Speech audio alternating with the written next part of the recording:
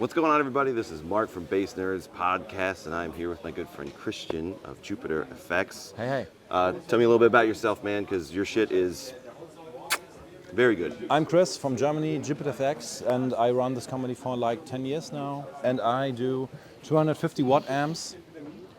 This thing, for the lack of a better word, fucks.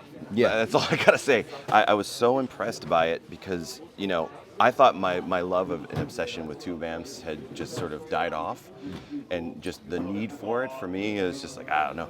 After playing it yesterday, like to have that much fidelity, and it's compact enough for as loud as it is. Yeah. And it has the most monstrous sound and clean. It sounds real. It's responsive.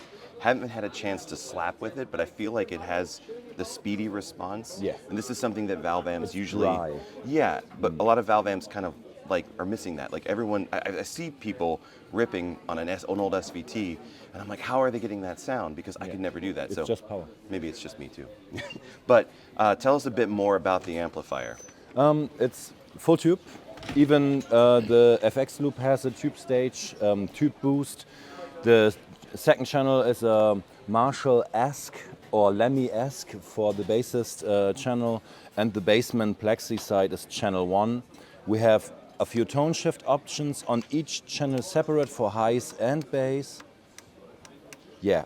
And you've got the schematics online to figure out like what the EQ points are, like the center frequencies are changing when you pull some of these knobs? No. No. No. Well, I don't have actually. you don't have to do that, No. It's your fucking company. Yeah. But you'll hear it. That's the most important thing. It's a lot of bass and a lot of clean power. The preamp stage has all tonal options that you need from a tube amp. Yeah. Well, so tell me a little bit more about the design of this, the process of it. I am a Marshall. Ja, so viel du möchtest. I'm a Marshall person, and I collected plexis and JCM 800s as people do. Yeah.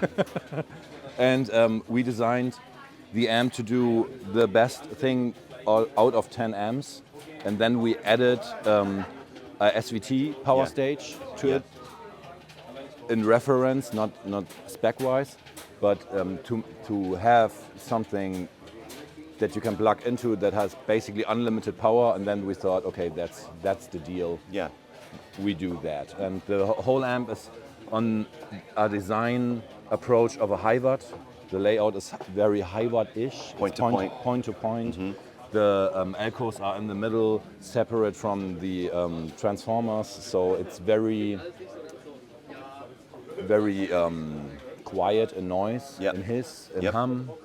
Which high watts are known for. Yeah, which high watts are known for, and it's because they're built like that. So you have the noise and sonic destruction of Marshall, the Lemmy, right? Yeah. And then you've got this like raw, clean power coming from the high watt side of things. How much of that that tone, do you feel comes from the transformers that are in there? A lot. Yeah.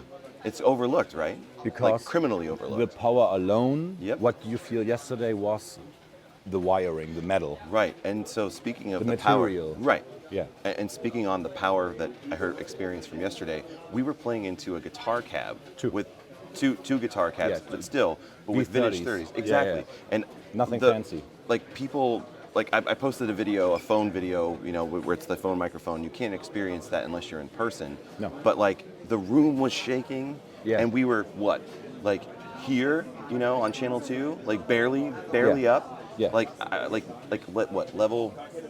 Right here. Like not even at 10. No. We were like just scratching the surface with guitar cabs.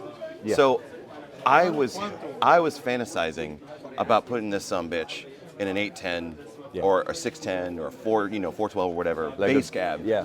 And just making the entire room shit their pants at once, literally. Yeah. And this, I feel like it can handle that, and it's reignited excitement for me for tube amps. I'm getting older, so fuck you for that, but also awesome stuff. Yeah. But you've also, you come, this is your 10th year, right? Yeah. And so you've got pedals, this is kind of where things started, so tell me a little bit about the history. Oh, the history. I love old electroharmonic stuff, and the old electroharmonic stuff got crazy when you dime knobs. The last 10% were always over the top, but I thought always it would be cool if there's like a range for even more. That was my design approach in the early days. Yeah. And then I found over the years what I liked the most: big, heavy distortion, Yep. walls of sound, but lots of transparency. You can roll the volume knob on a guitar back. Yeah. That's what guitarists do. Yeah. And then you have a clean sound without stomping on the pedals. It's like, I like over the top, but also have to have it controllable Yeah. and dynamic. Yeah. I love when you like playing big chords and hear every note, not just a mush. Yeah. And that's very important to Yeah. me. And also, it's just a design approach that everything, to be honest, just looks cool, and you press the knob and everyone in the room jiggles because of fun. Yeah. And that's my design approach. I love the graphics on your pedals. It reminds me actually of the guy who designed this shirt. He's a bud from Louisville, Kentucky. His name's Ryan Patterson from the band Coliseum. Yeah. Like it's very similar. You guys should meet if you haven't already. Yeah. I think he would like this stuff anyhow. But this guy Gregor from Base of the World was Yeah, he really loves it. excited about this one. Yeah, he loves it. What's going on with this real saturator? It's basically, it does something like a real saturator does, or console type of distortion does. It's basically buffering with adding gain, Yeah. but not like a distortion type or overdrive type of gain. That's a different category of pedals. Yeah. And yeah, it's basically a buffer with almost 40 dB boost, and Okay. that was the jive for a long time. And now we have the deluxe jive that is adding EQ sections and some mode sections like clean, drive parallel, or just the... Is it a 50-50 parallel? Yeah. Okay. Which is cool for guitars, so you have transparency, or which is cool for bassists, Yeah. so you have low end and clonk. Now, is this designed with bassists in mind, or just It was low the music? bass Yeah. jive.